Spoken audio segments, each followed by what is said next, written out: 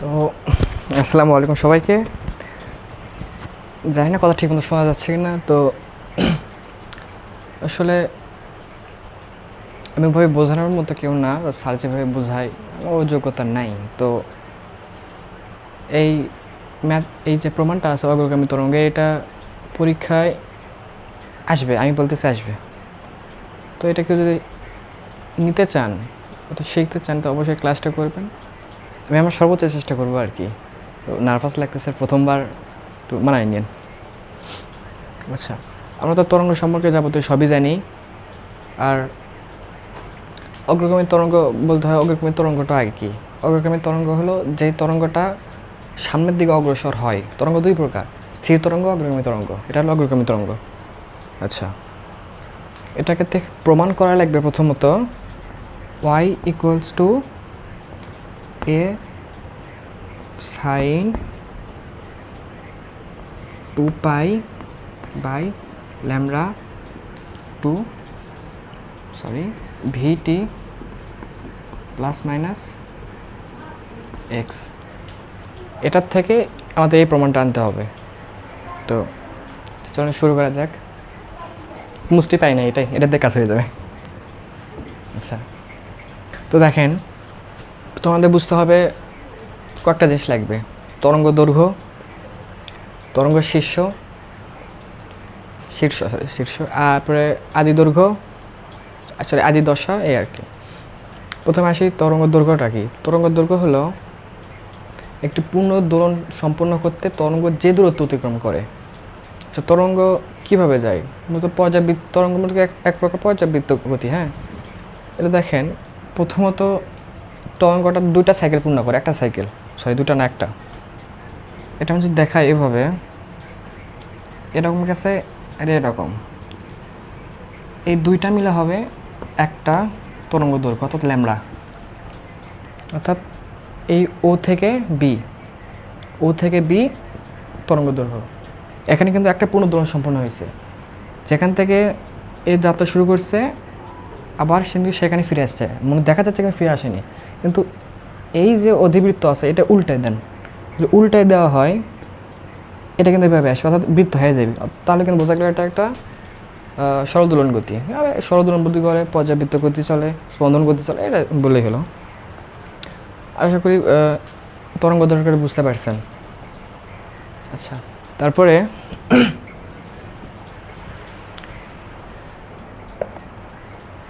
দেখেন, মনে করি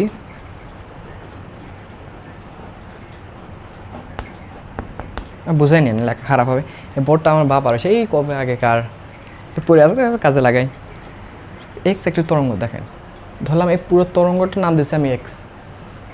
মনে করি এক্স একটি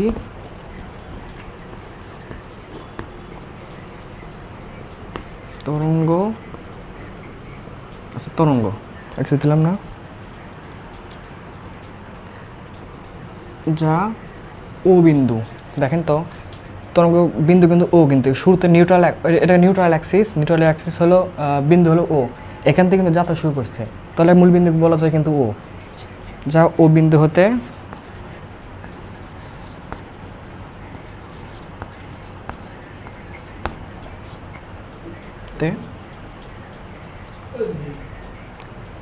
বিরক্ত করিস না, ক্লাস নিচ্ছি পাগল। হতে দেখেন আমার ভাই, ও বিন্দু হতে দেখেন সর্বোচ্চ উলম্ব বরাবর বিস্তার। দেখেন, এখন এখানে একটা টুইস্ট আছে, এখানে মোট 5টা সূত্র ব্যবহার হবে। 5টা সূত্র। আমার মনে হয় ফিজিক্সের যতগুলো আপনার প্রমাণ আছে তার মধ্যে এটা সবচেয়ে ক্রিটিক্যাল। হ্যাঁ, এটা বোঝাতে অনেক সময় সাপেক্ষ, আমি পারবো কিনা জানি না। তো দেখেন, এই জিনিসটা কি, এই জিনিসটা একটু পরে আসি। হতে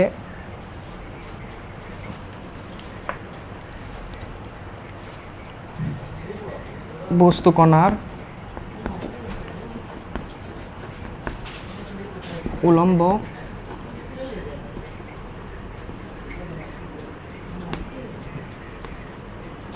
বরাবর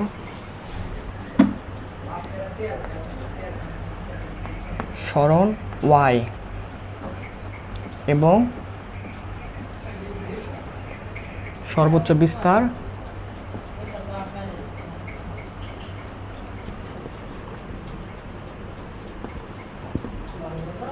এ। মানে কথা হলো বিস্তারটা কি? বিস্তার হলো কোনো কোণার, আচ্ছা বিস্তার হলো নিউট্রাল অ্যাক্সিস হতে একটা তরঙ্গরশ্মির সর্বোচ্চ দূরত্ব। এটা যদি একটা তরঙ্গরশ্মি হয়, সর্বোচ্চ দূরত্ব এতটুকু গেছে, তাহলে বিস্তার এ। কিন্তু এটা ধনাত্মক বিস্তার, অর্থাৎ এটা উপরের দিকে। আর যদি নিচের দিকে আসে তাহলে এ, তাহলে ঋণাত্মক বিস্তার। আচ্ছা, উলম্ব বরাবর সরণ এখানে লিখছি, উলম্ব বরাবর সরণ লিখছি আমি, ওই তো সরণ ওয়াই। এটা যদি বিস্তার হয়, সরণত্ব কি? সরণত্ব একটা মেন একটা পয়েন্ট থেকে কোনো কিছু দূরত্ব। মেন পয়েন্ট ধরলাম আমরা neutral axis y, neutral axis এই 0। এই যে এই রাশিটা, এই অক্ষটা হলো নিউট্রাল অ্যাক্সিস, ঠিক আছে? যদি এখান থেকে দূরত্ব ওয়াই হয়, তাহলে এটাকে বলবো আমরা সর্বোচ্চ সরণ, ঠিক আছে? উলম্ব বরাবর সরণ, এটা কিন্তু উলম্ব বরাবর গেছে, ঠিক আছে? আচ্ছা, এখানে একটা মিস্টেক হয়েছে আমার, বরাবর সরণ এখানে একটা আমরা সাইড এখানে একটু কারেকশন করে নিন, এটা ধনাত্মক দিকে।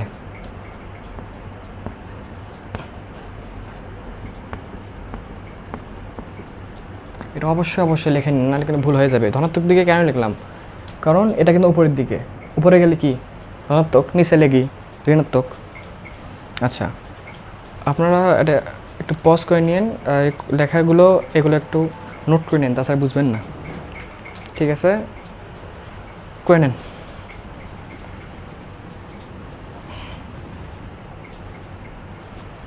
আচ্ছা, ভিডিও কি আদৌ চলতেছে নাকি বন্ধ হয়েছে? না, চলতেছে। আচ্ছা, তারপর এখন আসছে হলো আদিদশা, মোস্ট ইম্পর্ট্যান্ট। এই ম্যাথের এই প্রমাণের সবচাইতে ক্রিটিক্যাল জিনিসটাই হলো আদিদশা। মানে আদিদশাকে দেখেন, অত পেঁচা নাকি, আমি সিম্পলভাবে বোঝানোর চেষ্টা করি। ধরলাম একটা বৃত্ত, একটা বৃত্তাকার পথ, বৃত্ত ধরলাম এটা একটা গাড়ি, এটা একটা গাড়ি। আচ্ছা, এটা নিউট্রাল অ্যাক্সিস দিলাম। আমার হাতে ধরেন একটা স্টপ ওয়াচ আছে, ঠিক আছে? আমি দেখব যে এখান থেকে যাত্রা শুরু, একটা গাড়ি যদি আমি এখান থেকে ছেড়ে দিই সমবেগে, অবশ্যই সমবেগে ছেড়ে দিই, তাইলে এই পুরো পথটা ঘুরে এখানে আসতে ওই গাড়ি ঠিক কতটা সময় লাগে? হ্যাঁ, সাপোজ ধরেন আমার এক হাতে আছে স্টপ ওয়াচ আর এক হাতে আছে গাড়ি চাকা ঘুরিচ্ছে, মানে ছাড়িয়ে দিলে দৌড় ধরবি। আচ্ছা, আমি যদি এই গাড়িটা ছেড়ে দিই, স্টপ ওয়াচটা চালু করি, তাইলে কিন্তু এখানে ফিরে আসতেই আমি বুঝতে পারবো যে এই গাড়িটা মানে এখান থেকে এখানে আসতে আমার কতটা সময় লাগলো। আচ্ছা, ছেড়ে দিলাম। এই গাড়িটা যখন এখানে আসে, আমার ছেড়ে দেওয়ার কিন্তু এই জায়গায়, গাড়িটা যখন এখানে আসে তখন আমি স্টপ ওয়াচটা চালু করলাম, তবে গাড়িটা ঘুরে আবার এখানে আসলো, কিন্তু এতটুকু সময় কিন্তু কাউন্ট হলো না, ঠিক আছে? এই যে সময় কাউন্ট হলো না, এটাই হলো আদিদশা। এটা এখানে ক্ষেত্রে বুঝে নেন, এটা তরঙ্গের ক্ষেত্রে। আমি গাড়িতে বুঝলাম, কিন্তু তরঙ্গের বুঝে নেন। আমি আরও বলি, সাপোজ ধরেন আমি স্টপ ওয়াচ নিলাম, এখানে গাড়িটা আছে, এখানে আমি সময় কাউন্ট করবো এখানে আসতে কত সময় লাগে, কিন্তু স্টপ ওয়াচ চালু করার পরেও গাড়িটা ছাড়তে আমার দেরি হয়ে গেছে। গাড়িটা ছাড়ছি আমি এখানে, বা আমি গাড়িটা ছাড়ছি আগে, স্টপ ওয়াচ চালু করছি, আমার হাতে আছে স্টপ ওয়াচ, গাড়িটা আমি আগে ছেড়ে দিচ্ছি এখানে যাওয়ার পর আমি স্টপ ওয়াচ চালু করছি, অর্থাৎ এখানে আসতে যে সময়টা লাগবে সেটা কিন্তু মেইন আমি যেটা চাচ্ছি সেটা হবে না। কেন হবে না? কারণ আমি এতটুকু যাওয়ার পর স্টপ ওয়াচ চালু করছি, ঠিক আছে? তাইলে মোট সময় থেকে যে আমি এতটুকু সময় বাদ দিই, তাহলে সেটা হবে আদিদশা, ঠিক আছে? আশা করি বুঝতে পারছেন। আদিদশা হবে তরঙ্গের ক্ষেত্রে। এখন তরঙ্গের ক্ষেত্রে দেখেন, এখানে আমি কী করছি, এইটুকু যদি আমি এখানে ভালোভাবে বোঝাই একটু, আচ্ছা দেখেন, আমি কিন্তু একটা মার্ক করছিলাম এতখানি,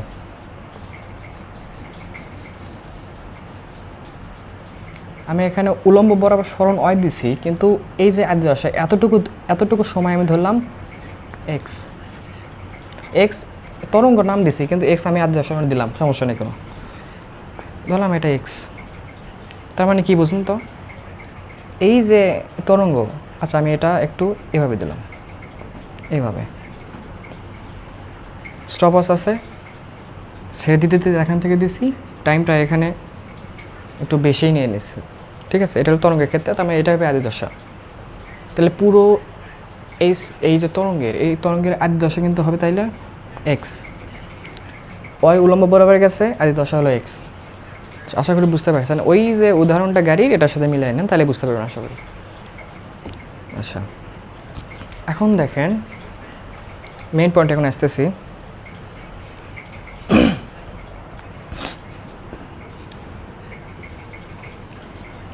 একটা তরঙ্গ দৈর্ঘ্যকে প্রকাশ করে ল্যামডা দ্বারা।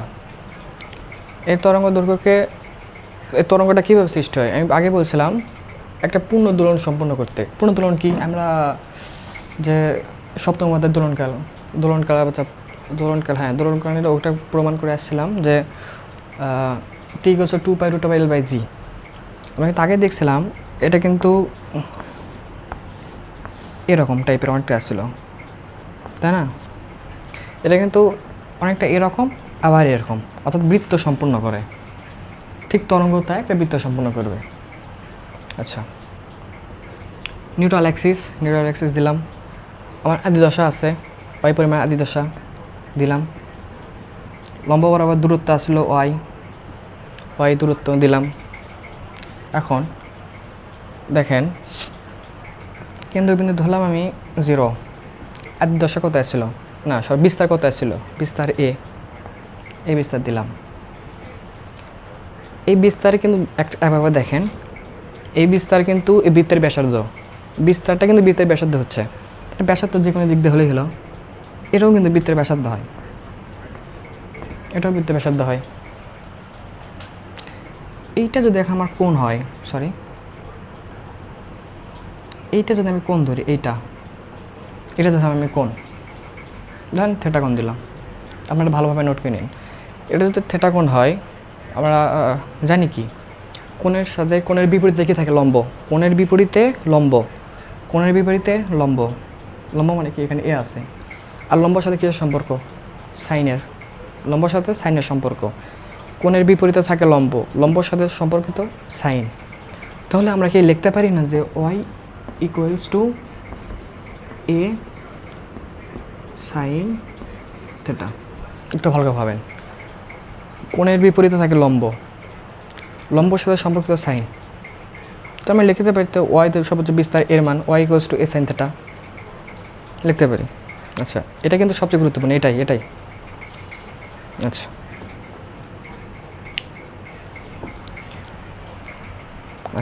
কী পেলাম আমরা তাইলে, y equals to A sine theta. আচ্ছা, বা এ সাইন, এখন থেটাটা কি, থেটাটা হলো কৌণিক দূরত্ব। আর কৌণিক দূরত্বের সময় আমরা কি জানি, চতুর্থ অধ্যায়, theta equals to omega t. গত ক্লাসে স্যার যেটা বলছিল, theta equals to omega t. তাইলে এটা যদি হয়, সাইড নোট করে নিন, এটা যদি হয় তাহলে আমরা থেটার পরিবর্তে লিখতে পারি ওমেগা টি, লিখতেই পারি। তাহলে এখন আদি দশা থাকলে, আদি দশা বুঝাছি কিন্তু মিস্টেক করা যাবে না, বুঝাছি, মানে আদি দশা থাকলে লিখবেন আদি দশা থাকলে। আচ্ছা, এখন আদি দশা আগে অন্য জায়গায় যাই। আমরা জানি কি ল্যামডা ইকুয়ালস টু 2 পাই। কীভাবে লিখলাম কিছু বুঝছেন? আশা করি কেউ কিছু বুঝেন নাই। আচ্ছা, সমস্যা নেই, বুঝাই দিতেছি। দেখেন তো সাপোজ ধরেন এইটা একটা বৃত্ত, এর মান কত 90, এর মানও 90, এর মানও 90, মানে 90, অর্থাৎ বৃত্তের ক্ষেত্রফল হলো 180 ডিগ্রি। আচ্ছা, আবার ল্যামডা কি? ল্যামডা হলো কি একটা পূর্ণ দোলন সম্পন্ন করতে। পূর্ণ দোলন মানে কি? একটা বৃত্ত, হাফ সাইকেল আর হাফ সাইকেল মানে একটা ফুল সাইকেল, পূর্ণ বৃত্ত, একটা বৃত্ত আর কি। তার মানে আমরা ল্যামডা সমান 2π লিখতে পারি। এই তো ঘুরে উল্টে আবার যদি এখানে আসার বৃত্ত হয়ে যায়, বৃত্তের ক্ষেত্রফল সমান 2π, অর্থাৎ ল্যামডা ইকুয়ালস টু 2π লেখা যায়। আচ্ছা, যদি তাই হয় আবার তাহলে 1 ইকুয়ালস টু লেখা যেতে পারে হলো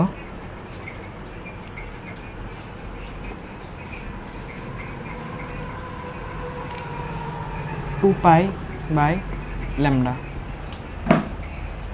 এটা 1 ইকুয়ালস টু 2π বাই ল্যামডা।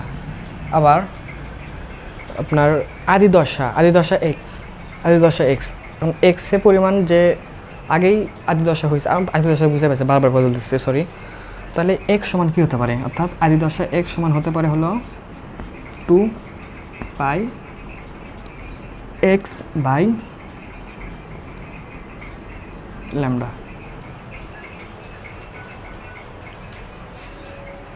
হ্যাঁ, আচ্ছা, আশা করি বুঝতে পারছেন আমি কোথায় কোন জায়গায় গেলাম, আশা করি বুঝতে পারছেন। এখন পরে বিষয়ে আসি। এখন তুলে নেন, জায়গা সংকুলন আছে, ওভাবে বলানো যাবে না, এটা তো সেখানে আপনার মার্কার হোয়াইট বোর্ড হলে না বোঝা যায়, তো তুলে নেন। আচ্ছা, তারপরে আসি আদি দশা থাকার পরে। এখন আদি দশা আমার কী বাড়াইছে? আচ্ছা, লিখে রাখে y equals to a sine, আদি দশা থাকলে লিখছিলাম না, ওটার পরে লাইন এটা omega T minus 2π by 2πx by lambda. আচ্ছা, মাইনাস কেন দিলাম? কারণ টাইম কাউন্ট করার আগে গাড়ি দৌড় ধরছে, যার কারণে মোট সময় থেকে ওই যে বেশি সময় কাউন্ট, অর্থাৎ এতটুকু গেছে, এই দূরত্বটা মাইনাস করে দিলে কিন্তু আমরা এক্স্যাক্ট মানটা পেয়ে যাবো আর কি, এক্স্যাক্ট টাইমটা পেয়ে যাবো। আচ্ছা, এই জন্য মাইনাস হয়েছে। আর যদি স্টপ ওয়াচ চালু করার পরে আগে গাড়ি ছাড়তাম, তাহলে কিন্তু প্লাস করা লাগতো, বুঝে নিন।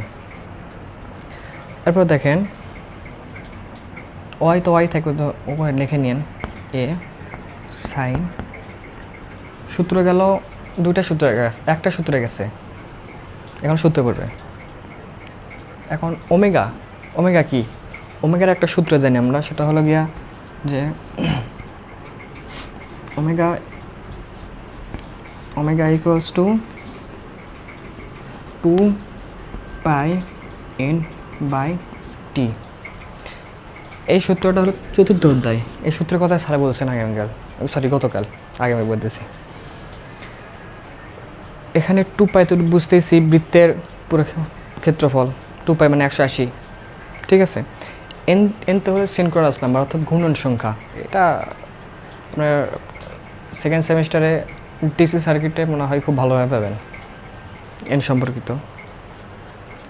এখন এনটা যদি সিনক্রোনাস নাম্বার হয়, তো ঘূর্ণন সংখ্যা হয়, দেখেন তো এখানে একটা কয়বার ঘুরছে?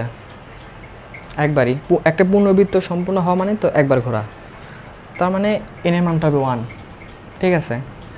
তাহলে থাকলো 2π বাই টি, ঠিক আছে। আশা করি বুঝতে পারছেন। 2π সাথে এন গুণ দিলে তো 1ই হয়, 2π হয়। তাহলে টি ওমেগা সমান লেখা যেতে পারে হলো 2π বাই বড় হাতের টি ইন্টু এই টি মাইনাস 2π এক্স বাই ল্যামডা। আচ্ছা, এখান থেকে দেখেন তো কমন যায় নাকি? 2π কমন যাচ্ছে, এ সাইন টু পাই কমন যাচ্ছে, টু পাই। আচ্ছা আমি একটু মুছাই দিই, আপনি একটু পোস্ট করে দিয়ে লিখে নিন, নোট করে নিন। এরপরের লাইন থেকে লিখতেছি আবার, y ইকুয়ালস টু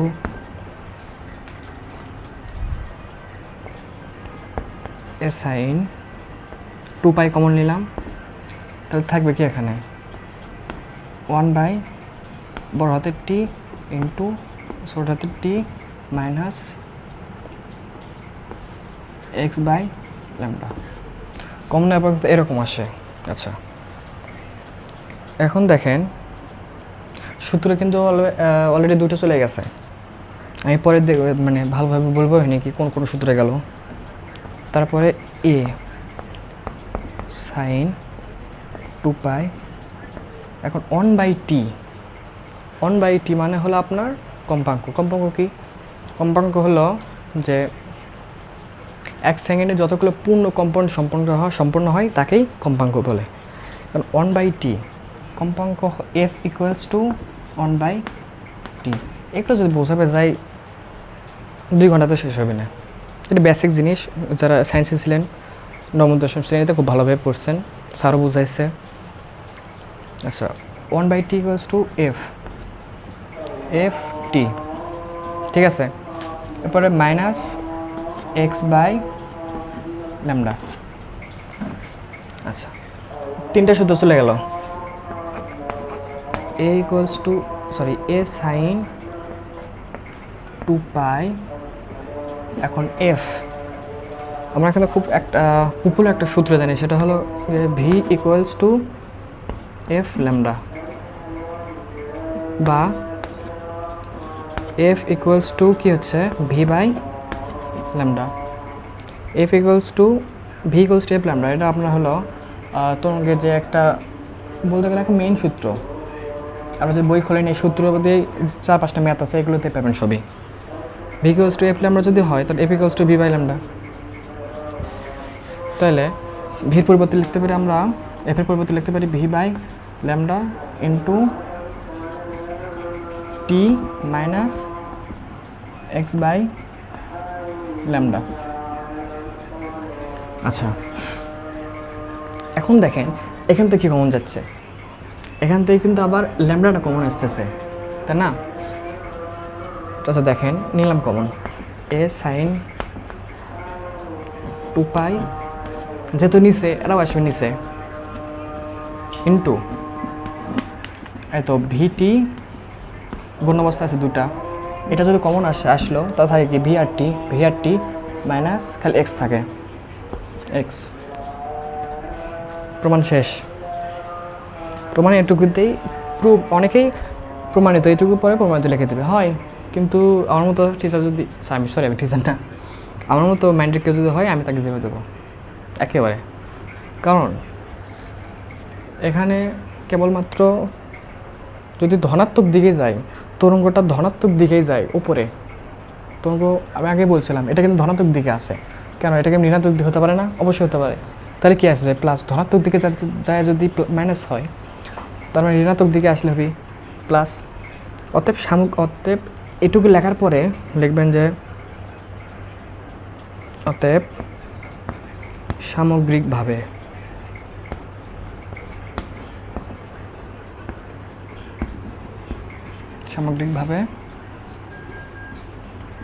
তারপরে লিখবেন যে y equals to A sine two pi by lambda into v t plus minus x. এখানে মাইনাস যাইলেও প্লাস দিলাম কেন? কারণ ঋণাত্মক দিকেও যাইতে পারে, ধনাত্মক দিকে যায় যদি মাইনাস হয়, ঋণাত্মক দিকে প্লাস, বুঝাইছি তো। এটুকুই হলো জাস্ট অগ্রগামী তরঙ্গের সূত্র, প্রমাণ। এটা পরীক্ষায় আমি বলতেছি 100% আসবে। যখন পরীক্ষায় দেখবেন যে আছে, তখন আমার কথা একবার হলো মনে পড়বে আপনাদের। যাই হোক, ভালো করে পড়েন, পরীক্ষা দেন। আরেকটা প্রমাণ আছে, এটা করে দেবো, সমস্যা নেই। কিছু না বুঝলে বললেন, আমি আমার সর্বোচ্চ চেষ্টা করছি, মুখে কথা পাইতেছেন আর কি ভাই, মাইনেন।